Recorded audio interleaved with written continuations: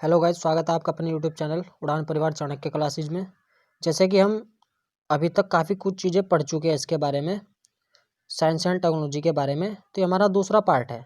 इसमें हमने क्या करना है, भारत के प्रमुख परमाणु विद्युत घर है, न्यूक्लियर रिएक्टर के बारे में पढ़ना है। तो इसको ध्यान से समझेंगे, क्योंकि ये सिंगल ना पूछा जाए, मिलान करने के लिए पूछा जाता है कि एक सूची में दे देगा 4 इधर के इलाके के 4 कहाँ पे हैं और उनको राज्य से मिलाने के लिए मिलान के लिए बोल देगा। तो आपको ये चारों पता होने चाहिए, ध्यान देंगे। देखो, सबसे पहला जो भारत में परमाणु रिएक्टर स्थापित किया गया वो तारापुर महाराष्ट्र में था। ठीक है ना। कौन सा था? तारापुर। तारा हमारा, तो ये ध्यान रखना, तारा हमारा प्रथम। अब देखो, पहला है तो अमीर लोग ही तो स्थापित करेंगे ना, अमेरिका की सहायता से 1972 में। कौन सा? प्रथम तारा हमारा। कितने था? 320 मेगावाट का था, जिसको अब 1000 मेगावाट में स्थानांतरित किया जा रहा है। ऐसी प्रोसेस चल रही है। दूसरा ध्यान रखना हमें, रावत भाटा। रा से रावत और रा से राजस्थान। तो ये तो क्लियर हो जाएगा, यही मिलान हो जाएगा। ये सबसे बड़ा न्यूक्लियर पार्क है जो कनाडा की सहायता से स्थापित किया जा रहा है। ठीक है ना। किसकी सहायता से? कनाडा की सहायता से। ये भी 1972 में स्थापित किया गया। तो सबसे बड़ा कौन सा है? राजस्थान, जहाँ राज चलता होगा, सबसे बड़ा राज्य है।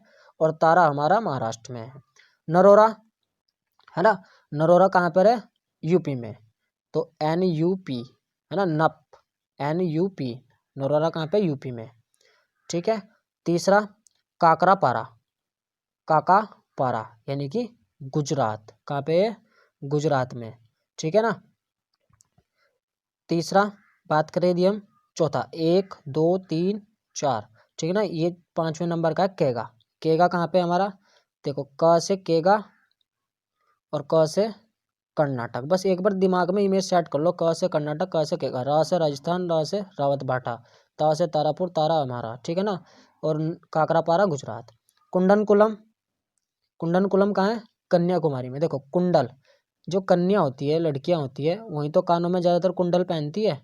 कुछ कुछ लड़कों ने फैशन पहन लिया है, लेकिन कन्या से संबंधित है कुंडल। तो कुंडल कन्याकुमारी कहाँ है? तमिलनाडु में। तो कुंडनकुलम कहाँ है? तमिलनाडु में। तो विश्व का प्रथम बिजली घर किसने स्थापित किया था? रूस ने। उसके बाद US से आता है। ठीक है, इतनी बात क्लियर हो जाती है। अब नेक्स्ट बात करते हैं परमाणु परीक्षण की, यानी कि भारत ने कब कब परमाणु परीक्षण किया और कौन से ईंधनों का उपयोग किया। ठीक है। तो परमाणु परीक्षण में बात करते हैं, प्रथम होता है हमारा 18 मई 1974 को। 18 मई 1974 को। स्थान होता है पोखरण, जैसलमेर राजस्थान का इलाका है। ठीक है। इसमें ईंधन यूज होता है प्लूटोनियम। ठीक है ना। प्लूटोनियम ईंधन का यूज किया जाता है इसमें। किस पे? परमाणु वाले में, पहले परीक्षण में। जब दूसरे की बात आएगी, देखो, पहला 74 में होता है, दूसरा 11 मई से 13 मई 1998। ठीक है ना। 1998 कारगिल युद्ध से पहले। 1999 होता है कारगिल, तो उससे पहले कौन सा युद्ध होता है भाई? दूसरा परीक्षण किया जाता है। स्थान पोखरण ही रहेगा, बस इसमें ईंधन चेंज हो जाता है। इसमें यूरेनियम भी, ट्राइटियम भी, ड्यूटेरियम भी, इन सब का यूज किया जाता है। यूरेनियम हो गया, ट्राइटियम हो गया, ड्यूटेरियम होगा, इन सभी ईंधनों का उपयोग किया जा रहा है। किसमें? दूसरे वाले में। इस 98 वाले को 98 में परीक्षण किया गया, इसको हम शक्ति 98 योजना का भी नाम देते हैं। तो शक्ति 98 योजना का संबंध किससे? परमाणु परीक्षण से संबंधित है। ठीक है ना। ये कब हुआ था? जब APJ अब्दुल कलाम नहीं, जो हमारे अटल बिहारी वाजपेयी थे, 1998 में तत्कालीन प्रधानमंत्री, उनके देखरेख में किया गया था। अब भारत की रक्षा प्रौद्योगिकी के बारे में बात कर लेते हैं। तो भारत की इस टाइम रक्षा प्रौद्योगिकी बहुत अच्छी स्थिति में है। तो पहले हम ध्यान समझ लेते हैं, रक्षा अनुसंधान एवं विकास संगठन। ठीक है ना। Defence research and development organisation, DRDO की स्थापना 1958 में होती है। कब होती है भाई? 1958 में। DRDO 58 में। इसका मुख्यालय नई दिल्ली में है। मुख्यालय कहाँ पे? नई दिल्ली में है। DRDO के जो महानिदेशक एवं प्रमुख होते हैं, वो क्या होते हैं? रक्षा मंत्री के वैज्ञानिक सलाहकार होते हैं। ये DRDO संगठन है, इसका जो भी चेयरमैन होगा, महानिदेशक होगा या एवं प्रमुख होगा, हेड होगा, वो क्या होगा? रक्षा मंत्रालय के अधीन होगा, उनके वैज्ञानिक सलाहकार होंगे। उसके बाद रक्षा उत्पादन एवं आपूर्ति विभाग की स्थापना कब की गई? 1984 में। तो रक्षा उत्पादन कहाँ पे है एवं आपूर्ति विभाग की स्थापना कब की गई? 1984 में। अब भारत के प्रक्षेपण कार्यक्रम, यानी कि DRDO द्वारा जो प्रक्षेपण किए गए हैं, जैसे कि कुछ यहाँ से छोड़े गए रॉकेट्स हैं, मिसाइलें हैं, उनमें एक पृथ्वी, पृथ्वी का नाम आता है। पृथ्वी क्या है? ठीक है ना। पृथ्वी क्या है? सतह से सतह पर मार करने वाली कम दूरी की बैलिस्टिक प्रक्षेपास्त्र है, बैलिस्टिक मिसाइल है। कौन? पृथ्वी। अब पृथ्वी पर आपको पता है, पृथ्वी पर आप कहीं भी घूम जाए तो हमेशा सतह से सतह पर तो घूमोगे, ठीक है ना, सतह से सतह पर ही घूमते रहोगे। तो पृथ्वी एक आर पार सतह ही है जहाँ पे हम ज़्यादातर रहते हैं, पानी में थोड़े रह रहे हैं, ठीक है ना। त्रिशूल, देखो त्रिशूल, जब भी त्रिशूल छोड़ा जाता है तो क्या होता है, जमीन पे खड़े हुए व्यक्ति ऊपर की ओर हवा में करके छोड़ता है। तो त्रिशूल क्या है? जमीन से हवा में वार करने वाला, ठीक है। बैलिस्टिक मिसाइल है। आकाश क्या है? अब आकाश, जब हम ऊपर की ओर देखेंगे जमीन से खड़े होकर, हम तो जमीन पे रहेंगे ना, जमीन से आकाश की ओर देखेंगे तो हवा में जाना पड़ेगा हमें। अब आकाश एक ऐसी रॉकेट या प्रक्षेपत्र मिसाइल है जिसको मोबाइल लॉन्चर द्वारा भी प्रक्षेपित किया जा सकता है, यानी कि इसको लॉन्च किया जा सकता है। किसको? आकाश को। अब अग्नि की बात करते हैं। अग्नि की कई सारी सीरीज है, 5 भाग हैं इसके। अग्नि फर्स्ट, अग्नि सेकंड, थर्ड, 4, 5, ठीक है ना। और अग्नि का काम क्या है? जमीन से जमीन पर। देखो यदि पृथ्वी पर आग लगती है तो वो अग्नि कहाँ से कहाँ फैलेगी? सतह से सतह पर फैलेगी, यानी कि हवा में थोड़ी आग लगेगी। तो आग कहाँ लगेगी? सतह से सतह पर। तो जमीन से जमीन पर वार करने वाली बैलिस्टिक मिसाइल कौन सी है? अग्नि। ये कम दूरी की है, मध्यम दूरी की है। कम दूरी की कौन सी थी? पृथ्वी। अग्नि 5 सैटेलाइट विरोधी मिसाइल है। तो अग्नि 5 कौन सी है? सैटेलाइट विरोधी मिसाइल है। अग्नि का नौसैनिक रूपांतरण धनुष कहलाता है। जो धनुष है ना, वो क्या है भाई? धनुष कोई तीर बाण चलाने वाला नहीं है। धनुष क्या है? अग्नि का नौसैनिक रूपांतरण है, यानी कि नेवी द्वारा जो रूपांतरण चेंजेस किया गया वो धनुष है, ठीक है। नेक्स्ट बात करते हैं हम, नाग क्या है ना। नाग के बारे में जान लेते हैं। नाग सांप वाला नाग नहीं है। नाग क्या है? टैंक रोधी निर्देशित प्रक्षेपास्त्र, यानी कि tank anti tank guided missile है नाग। तो इसकी मारक क्षमता 4 किलोमीटर तक है और इसको दाग और भूल जाओ के नाम से भी जाना जाता है। किसको? नाग। तो नाग तो आपको पता ही है, जब नाग दिख जाता है ना तो आदमी सब कुछ ही भूल जाता है। तो नाग, दाग और भूल जाओ। टैंक रोधी। अस्त्र, अस्त्र क्या? प्रथम हवा से हवा में मार करने वाला प्रक्षेपास्त्र है जो स्वदेशी तकनीक से निर्मित किया गया है, ठीक है ना। अस्त्र क्या है? यानी अस्त्र शास्त्र चलाते हैं ना हम, तो अस्त्र सारे हवा से हवा में चल रहे हैं भाई। हवा से हवा में अस्त्र शस्त्र चल रहे हैं हमारे, ठीक है। तो स्वदेशी तकनीक से DRDO द्वारा तैयार किया गया है। निर्भय, निर्भय मतलब जिसे डर ना हो। भारत में निर्मित सतह से सतह पर मार करने वाली मिसाइल कौन सी है भाई? निर्भय। तो ये कहाँ चलेगी? सतह से सतह तक, ठीक है ना। सतह से सतह तक आदमी को निर्भय चलना पड़ता है। ये क्रूज मिसाइल है। क्रूज मिसाइल का मतलब ये है कि जहाँ पर व्यक्ति को निशाना साधना होता है, जो लक्ष्य होता है, ये उसको ही मारने में सक्षम है। कौन? निर्भय, ठीक है। सभी प्रकार के मौसम में उपयोग की जा सकती है और तीनों सेनाओं द्वारा यूज की जा रही है। मोस्ट इंपॉर्टेंट है ब्रह्मोस भी।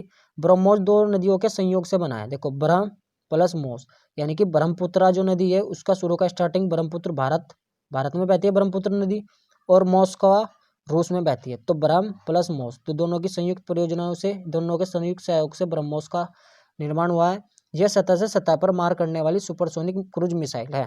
सुपरसोनिक क्रूज मिसाइल कौन है? ब्रह्मोस। तो ब्रह्मा यानी कि ब्रह्मपुत्र नदी और मोस्कवा, तो नदी तो सतह पर बहेगी ना, दोनों सतह से सतह पर, तो इसलिए ब्रह्मोस भी सतह से सतह पर मार करने वाली सुपरसोनिक क्रूज मिसाइल है। नेक्स्ट बात करते हैं हम तेजस की। तेजस क्या है? प्रथम स्वदेशी निर्मित, यानी कि भारत में निर्माण किया गया हल्का लड़ाकू विमान है। तो तेजस क्या है? एक हल्का लड़ाकू विमान है। अब तेजस क्या है?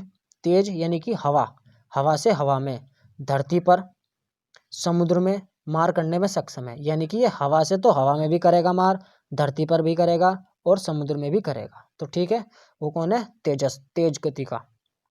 क्रोनेट की एक टैंक रोधी एंटी टैंक मिसाइल है। इसकी मारक क्षमता 5.5 किलोमीटर है। क्रोनेट की ध्यान रहेगा। Pinaka, multi barrel rocket launcher, Pinaka, ठीक है ना। पिनाक यानी कि पिनाक क्या था? शिव जी का त्रिशूल, उससे रिलेटेड है पिनाका, उसका नाम रखा गया है। मल्टी बैरल रॉकेट लॉन्चर है, DRDO द्वारा विकसित किया जा रहा है, यानी कि इससे रॉकेट को लॉन्च किया जाता है। तो वो क्या है तुम्हारा? पिनाका। सागरिका यानी कि सबमरीन में लॉन्च बैलिस्टिक मिसाइल क्या है हमारी? सागरिका। तो सागरिका ध्यान रखना है, सबमरीन है, सागरिका सबमरीन से है। ध्रुव एडवांस लाइट हेलीकॉप्टर है। तो ध्रुव तारा होता है ना जैसे, तो उसमें लाइट चमकती रहती है, तो एडवांस लाइट हेलीकॉप्टर क्या है हमारा? ध्रुव। बार्क के संबंध में आज समझ चुके हैं।